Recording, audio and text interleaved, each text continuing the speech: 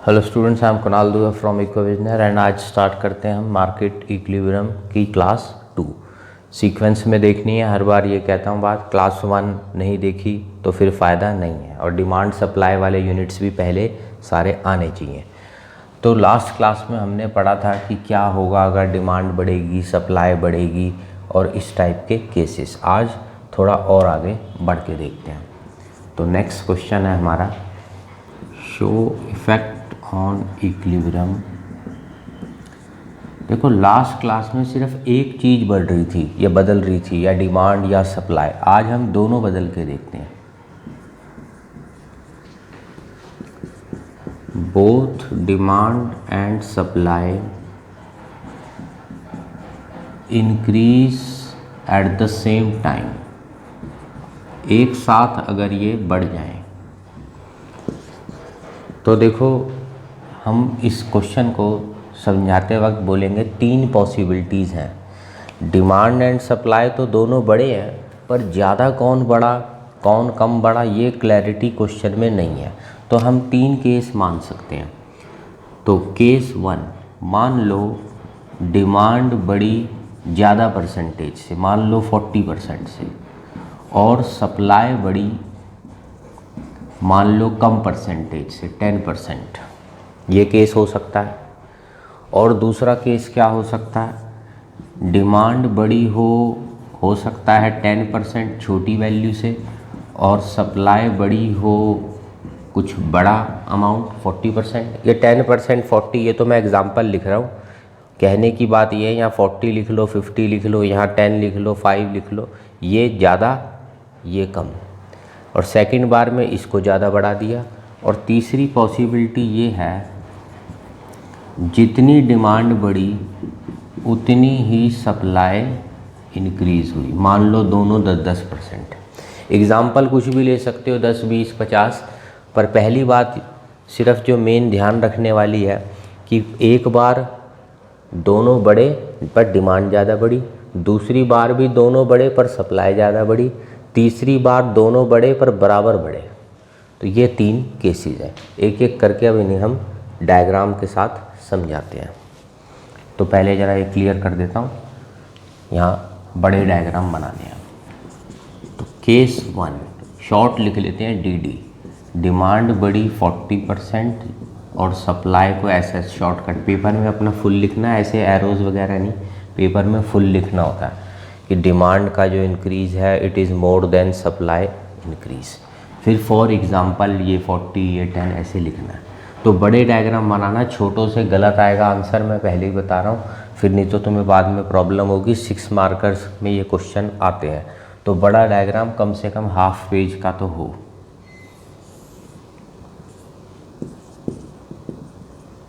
पहले बना लिया ये DD कर्व डिमांड, फिर बना लिया सप्लाई, ये टक्कर वर्ड बहुत मेन है इस यूनिट में। टक्कर से ही इक्विलिब्रियम यानी बेस्ट पॉइंट निकलता है, वहाँ से प्राइस P और ये आ गई क्वांटिटी Q। वीडियो को चाहे बीच बीच में पॉज करते रहना, पर डायग्राम साथ साथ बनाना, क्योंकि अगर बीच में से कोई स्टेप मिस हो गया तो डायग्राम नहीं बनेंगे। और क्वेश्चन वेरी इंपॉर्टेंट है, चाहो तो स्पेशल मार्क लगा लो इस पर, वेरी इंपॉर्टेंट 6 मार्क्स की कैटेगरी के लिए। और जैसे कि पहले कहा था मैंने कि घर पे जब इसको अपना नोट्स बना रहे हो तो एक अलग कलर का पेन भी ज़रूर रखो। पेपर में तो खैर हमें ब्लू ही यूज़ करना होता है, पर घर में समझने के लिए ऐसे केसेस में अलग कलर का पेन हो तो अच्छा रहता है। तो अब मैं स्टार्ट करता हूँ। डिमांड बढ़ानी है 40%।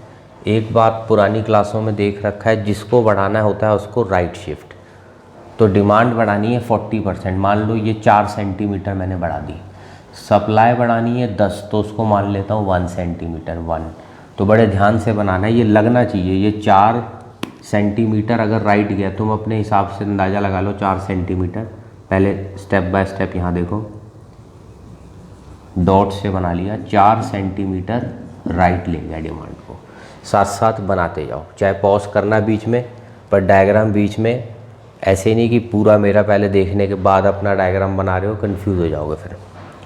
अब सप्लाई को 10% यानी 1 सेंटीमीटर राइट में, मान लो ये लेगा एस डैश एस डैश, नयों को डैश डैश हमने नाम दे दिया। अब दोनों नए हैं तो दोनों नयों की टक्कर लेनी है ई डैश, और उस न्यू टक्कर से न्यू प्राइस आ गया इक्विलिब्रियम का पी डैश, ये आ गया क्यू डैश। पेपर में ब्लू पेन ही यूज़ करोगे, पर जो न्यू कर्व्स हैं उनको डॉटेड बना दोगे तो डिफरेंशिएशन कर सकेगा, चेकर डिफरेंशिएट कर लेगा इसमें ऐसे एरो। तो अब इसके पीछे का लॉजिक समझते हैं। डिमांड, इसको डिमांड मान लो, इसको सप्लाई। डिमांड बढ़ी 40, सप्लाई बढ़ी 10, तो हाइट में ऊंचा है ये डिमांड, अभी भी ऊंचा है डिमांड, तो इसे बोलेंगे एक्सेस डिमांड क्रिएट हो गई।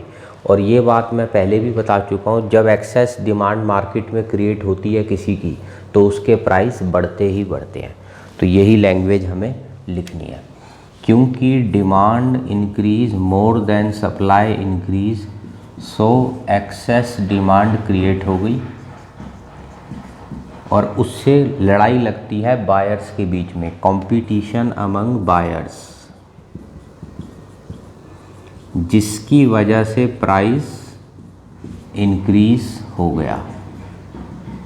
बायर्स में लड़ाई लगेगी तो रेट बढ़ जाते हैं, ये रेट बढ़ गया प्राइस।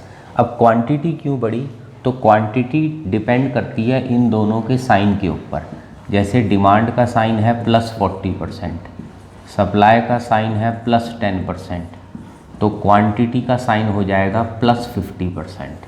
तो ये देखो, ये जो क्वांटिटी इंक्रीज हुई है वो इन दोनों साइंस पे डिपेंड होती है, ये हो गई +50%। ऐसा प्लस माइनस तो ये तो रफ वर्क हो गया, पेपर में सीधा ऐसे लिखना है, क्योंकि दोनों बढ़ रहे हैं डिमांड सप्लाई, इसलिए इक्विलिब्रियम क्वांटिटी इंक्रीज हो रही है। तो केस 1 हो गया। अब चलते हैं केस 2 पे। केस 2 में इसको 10% कर दिया, उसको 40% कर दिया। डायग्राम फिर से हाफ पेज का कम से कम स्टेप्स देखते रहो। पहले डिमांड, ये सप्लाई, ये ओरिजिनल टक्कर जो हुई, ब्लैक कलर वाले सारे ओरिजिनल पोजीशंस हैं, प्राइस क्वांटिटी। न्यू सिचुएशंस बनाते हैं, अब कलर चेंज कर लेते हैं, इसमें रेड कर लेते हैं या कोई भी कलर तुम्हारे पास हो यूज़ कर लो। डिमांड 10 सेंटीमीटर, यानी डिमांड 10% मतलब 1 सेंटीमीटर हमने माना है। ये सप्लाई 40% मतलब 4 सेंटीमीटर, तो सप्लाई को पहले 4 सेंटीमीटर राइट ले गए, या डिमांड को पहले ले लो, उससे कोई फ़र्क नहीं पड़ता पहले कौन, पर इसको 1 centimetre right, D dash D dash.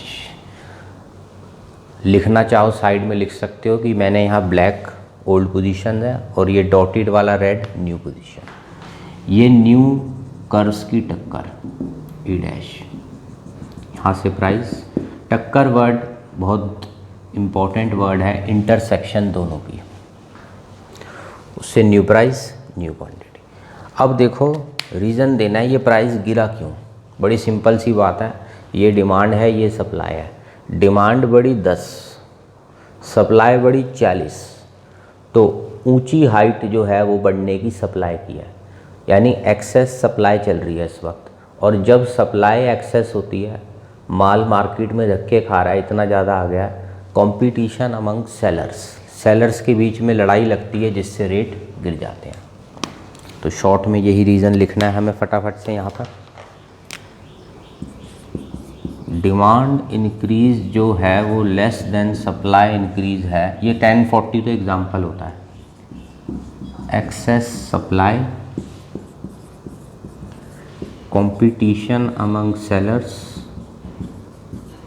Paper में पूरी लैंग्वेज में लिखना है, इट विल लीड टू ऐसे कंपटीशन, सो इक्विलिब्रियम प्राइस डिक्रीज, ये देखो डिक्रीज। अब क्वांटिटी क्यों बढ़ी है, तो मैंने कहा था वो परसेंट का साइन होता है। डिमांड है +10, सप्लाई +40, तो नेट क्वांटिटी का जो चेंज होगा वो होगा +50, ये देखो प्लस बढ़ रहा। केस नंबर 3, इसे मिटाते हैं। ये ओरिजिनल डायग्राम,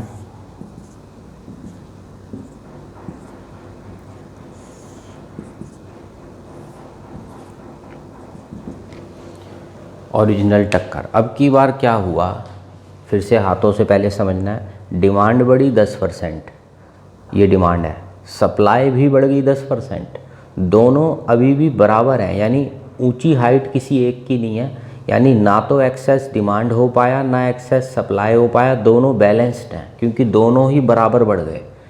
तो किसी में लड़ाई नहीं लगी, ना बायर्स के बीच ना सेलर्स के बीच। जब दोनों डिमांड भी उतनी बड़ी सप्लाई भी उतनी बड़ी तो रेट भी सेम रहेंगे।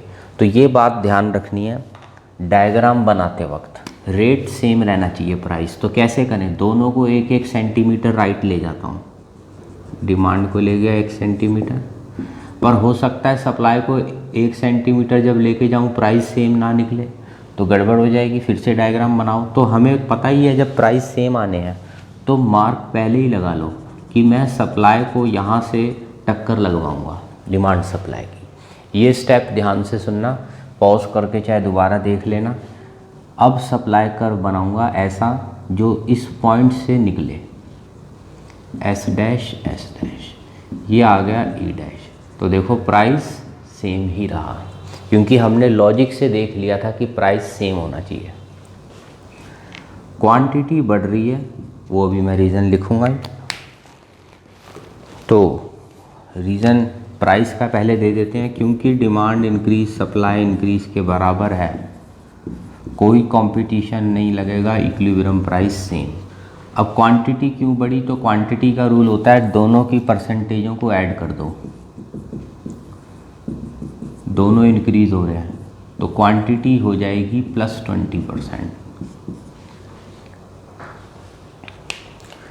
इसका रीज़न सिंपल सा देना होता है, क्योंकि दोनों बढ़ रहे हैं तो क्वांटिटी इसलिए बढ़ रही है।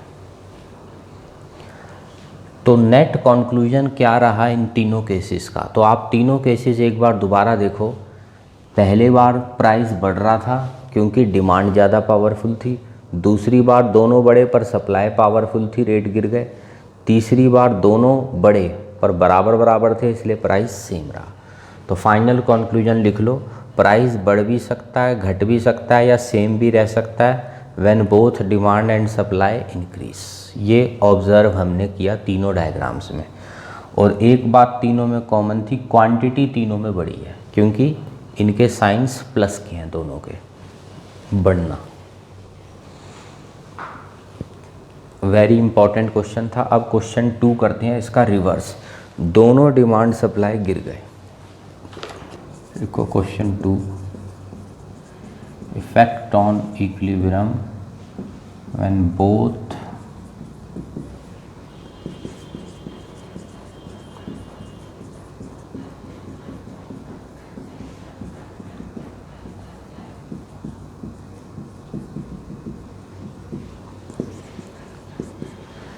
फिर से वही करेंगे, 3 केस बनाएंगे।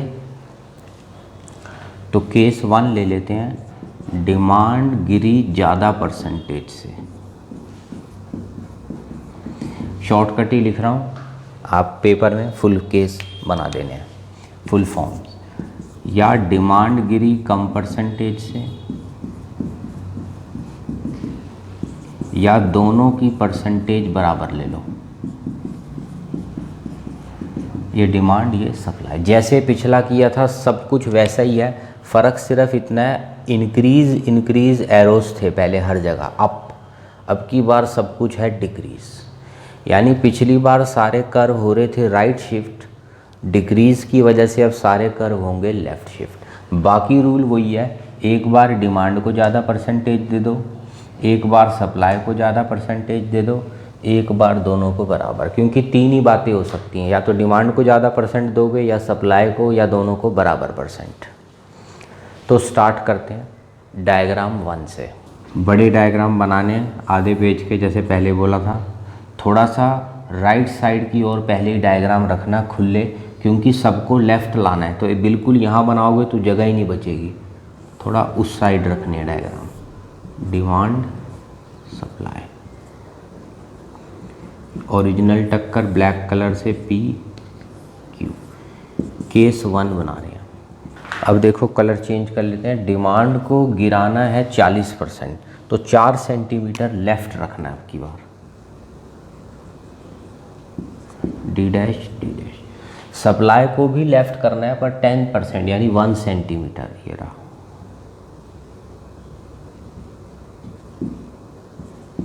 ये नई टक्कर आ रही है। टक्कर वर्ड मैं बार बार कह रहा हूँ, भूलना नहीं है। दोनों नए हैं तो दोनों नयों की टक्कर। टक्कर से न्यू प्राइस आ गया पी डैश और ये क्वांटिटी क्यू डैश। तो क्या हुआ आपकी बार, हाथ से पहले समझ लेना चाहिए, डायग्राम क्रॉस चेक भी हो जाएगा कि मैंने सही बनाया है या गलत। ये देखो, ये डिमांड रहेगा हमेशा, ये सप्लाई। डिमांड गिरी 40%, ये गिरा दी 40। सप्लाई गिरी 10%, गिरा दी 10। तो हाइट ऊंची किसकी है अभी भी देखो, ये सप्लाई की हाइट ऊंची है, यानी एक्सेस सप्लाई है अभी भी। और अगर सप्लाई एक्सेस है, हाइट में ऊंचा है, माल धक्के खा रहा है, एक्सेस सप्लाई, तो कंपटीशन लगेगा अमंग सेलर्स, इस वजह से रेट गिर गए। ये देखो, तो रीज़न दे देते हैं, क्योंकि डिमांड डिक्रीज मोर देन सप्लाई डिक्रीज। तो हाथ से मैंने अभी बताया, लिख सकते हो competition among sellers, equilibrium price decrease. अब क्वांटिटी क्यों गिरी, तो उसका रूल वही है जो पहले था, डिमांड और सप्लाई की परसेंटेजों को ऐड कर दो। डिमांड -40, सप्लाई -10, तो क्वांटिटी होगी -50। ये देखो -50%।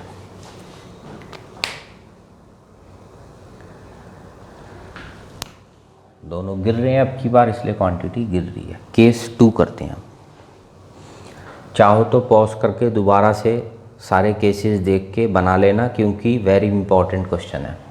केस 2, डिमांड गिरी 10%, सप्लाई गिरी 40%। बड़े डायग्राम, ओरिजिनल पोजीशन,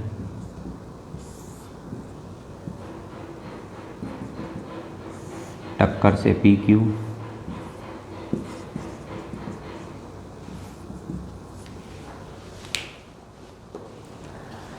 फिर से अलग कलर से न्यू कर्स। डिमांड गिरी 10% यानी 1 सेंटीमीटर। पहले ज़रा आंसर क्रॉस चेक कर लेते हैं हाथों से, ये बहुत ज़रूरी है, डायग्राम सही बनते हैं उससे। डिमांड, ये डिमांड है, गिरी 10%, ये सप्लाई गिर गई 40%।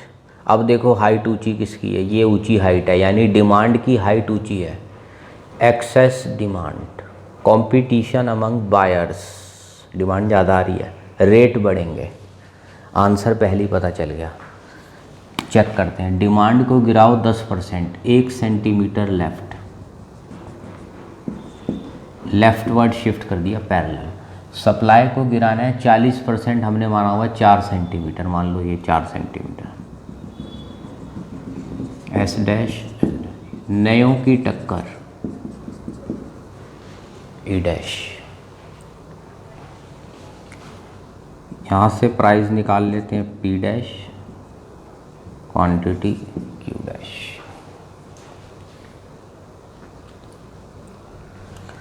रीज़न अभी बताया वही लिख सकते हो, क्योंकि डिमांड का डिक्रीज छोटा है सप्लाई डिक्रीज से, कंपटीशन अमंग बायर्स वो लिख लेना, इसकी वजह से इक्विलिब्रियम प्राइस बढ़ गया।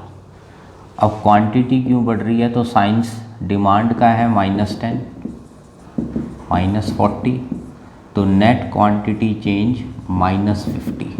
ये देखो -50 और प्राइस बढ़ रहा है। ये 10, 40, 50 फॉर एग्जांपल होता है, पेपर में तो ऐसे लिखना है, क्योंकि डिमांड सप्लाई दोनों गिर रहे हैं, इसलिए इक्विलिब्रियम क्वांटिटी भी फॉल कर रही है। Case 3, demand decrease 10%, supply decrease भी 10%।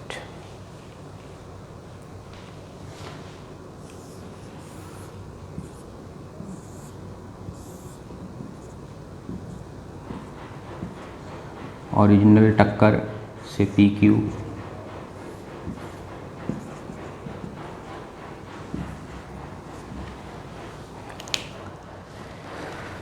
पहले हाथ से क्रॉस चेक कर लेता हूँ, ये ओरिजिनल डिमांड, ये सप्लाई। डिमांड गिरी 10%, सप्लाई भी गिर गई 10%, दोनों बैलेंस हो गए, ना एक्सेस डिमांड ना एक्सेस सप्लाई, तो कोई लड़ाई नहीं लगेगी किसी के बीच में, तो फिर रेट भी सेम रहेंगे, प्राइस सेम रहेगा। चेक करते हैं। डिमांड गिरी 10%, 1 सेंटीमीटर हमने माना हुआ है, डी डैश। सप्लाई भी 1 सेंटीमीटर लेफ्ट होगी, पर प्राइस सेम रहने चाहिए, तो टक्कर का पॉइंट पहले ही बना लो। सप्लाई को यहाँ से निकालेंगे, अब बना दो लेफ्ट शिफ्ट।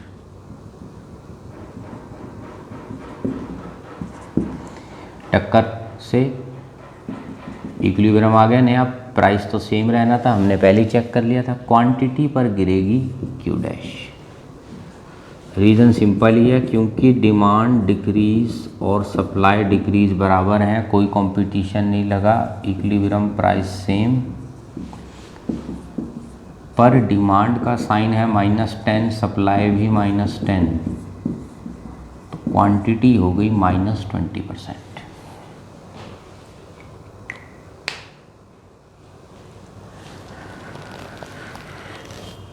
आगे चलते हैं, नेक्स्ट क्वेश्चन। इसमें भी वही कंक्लूजन रहा, प्राइस बढ़ भी सकता है, घट भी सकता है, सेम भी रह सकता है, पर क्वांटिटी हमेशा गिर रही है, क्योंकि दोनों के साइन माइनस चल रहे हैं। अब करते हैं नेक्स्ट क्वेश्चन 3। वैसे क्वेश्चन 3 देख लेना, कई स्कूलों में करवाया जाता है, कईयों में नहीं करवाया जाता, तो जिसमें करवाया जाए वही लोग करें। अब की बार रिवर्स दोनों क्वेश्चनों को मिक्स कर दिया कि डिमांड इंक्रीज हो रही है और सप्लाई डिक्रीज हो रही है एट सेम टाइम। जिन स्कूलों में हो वही लोग करना, वैसे कोई इतना मुश्किल भी नहीं है। फिर से वही तरीका है, 3 केस बनेंगे। एक बार डिमांड को ज़्यादा परसेंटेज दे दो, एक बार डिमांड को कम परसेंटेज दे दो, सप्लाई को ज़्यादा दे दो, तीसरे में दोनों को बराबर बराबर परसेंटेज दे दो।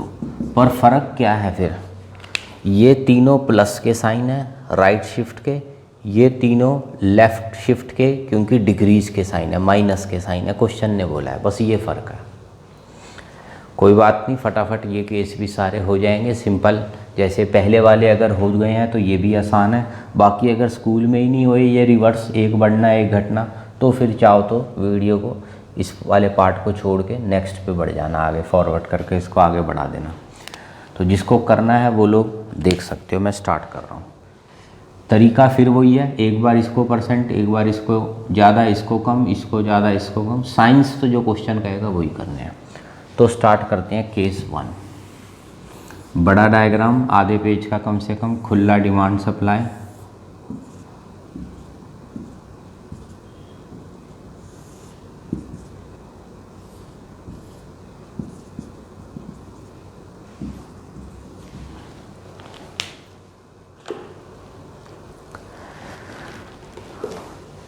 डिमांड को करना है इंक्रीज, यानी राइट शिफ्ट 4 सेंटीमीटर।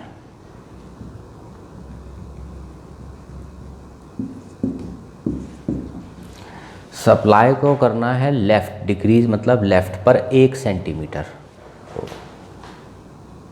सेंटीमीटर कर देते हैं इसको, एस डैश। ये नई टक्कर आ रही है, ई डैश। नई टक्कर से प्राइस निकाल लेते हैं, क्वांटिटी निकाल लेते हैं। एक बार ज़रा अपने हाथ वाले लॉजिक से भी चेक कर लेते हैं। डिमांड, ये डिमांड है, बड़ी 40, सप्लाई गिरी 10, तो एक्सेस डिमांड, हाइट डिमांड की ऊंची है, तो रेट तो बढ़ेंगे, कंपटीशन अमंग बायर्स हो गया, रेट तो बढ़ गए। रीज़न वही है, demand increase more than supply decrease, competition among buyers, सो इक्विलिब्रियम प्राइस इंक्रीज। क्वांटिटी का क्या हाल है वो देखते हैं। डिमांड हुआ +40, इंक्रीज तो प्लस, सप्लाई हुआ -10 क्योंकि डिक्रीज,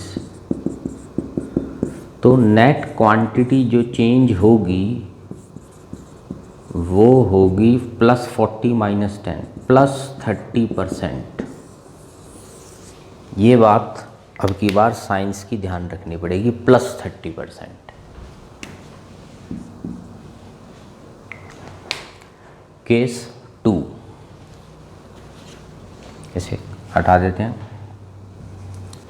अब की बार डिमांड को कम परसेंट दी है, सप्लाई को हमने ज़्यादा परसेंट दिया। डी डी एस एस ये टक्कर ओरिजिनल पी क्यू। डिमांड को अब की बार करना है इंक्रीज, मतलब राइट 10%, 1 सेंटीमीटर राइट में ले जाओ।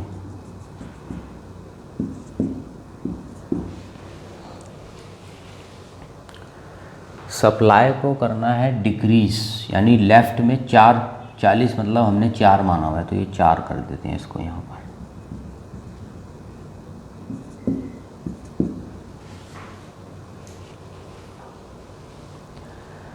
अब नयों की टक्कर देखो यहाँ हो रही है, ई डैश, न्यू टक्कर से new price, P dash, new quantity, Q dash.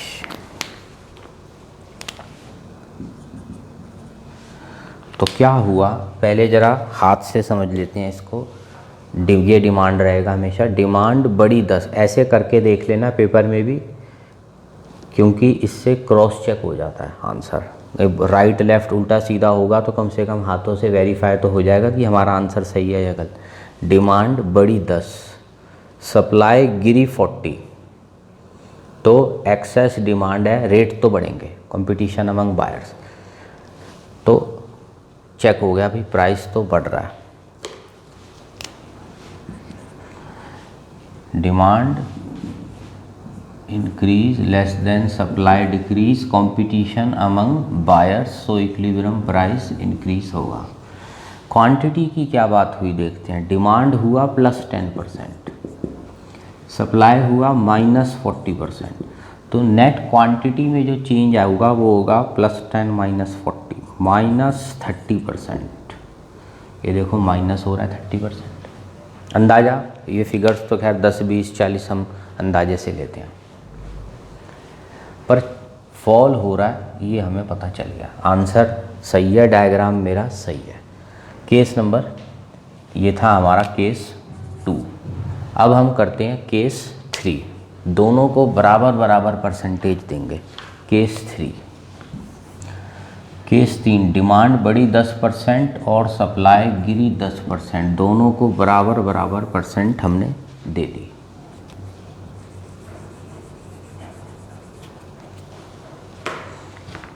Original बना लेते हैं, D D S S P Q. अब चेक करते हैं, पहले अपने हाथ से चेक कर लेते हैं। ये डिमांड है, डिमांड बढ़ी 10%, सप्लाई गिरी 10%, हाइट डिमांड की ऊंची है, एक्सेस डिमांड, प्राइस तो बढ़ेगा, कंपटीशन अमंग बायर्स। क्वांटिटी का क्या हाल होगा, इसमें ये भी ज़रा ध्यान रखने वाली बात है। डिमांड +10%, सप्लाई -10%, नेट चेंज 0%, मतलब क्वांटिटी का चेंज है 0%, मतलब सेम रहनी चाहिए क्यू। इस बात को ध्यान में रख के डायग्राम बनाते हैं। डिमांड 1 सेंटीमीटर राइट,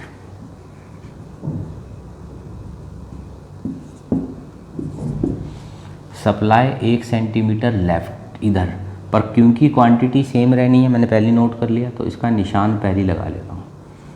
यहाँ से टक्कर लगाऊंगा सप्लाई की, तो ऐसे सप्लाई बना लेते हैं।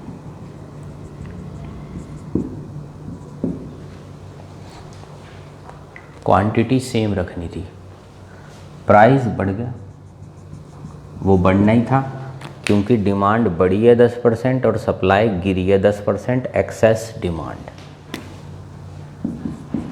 Demand increase is equal to supply decrease, excess demand, वो सब लिखते रहो, ओरल बोल रहा हूँ।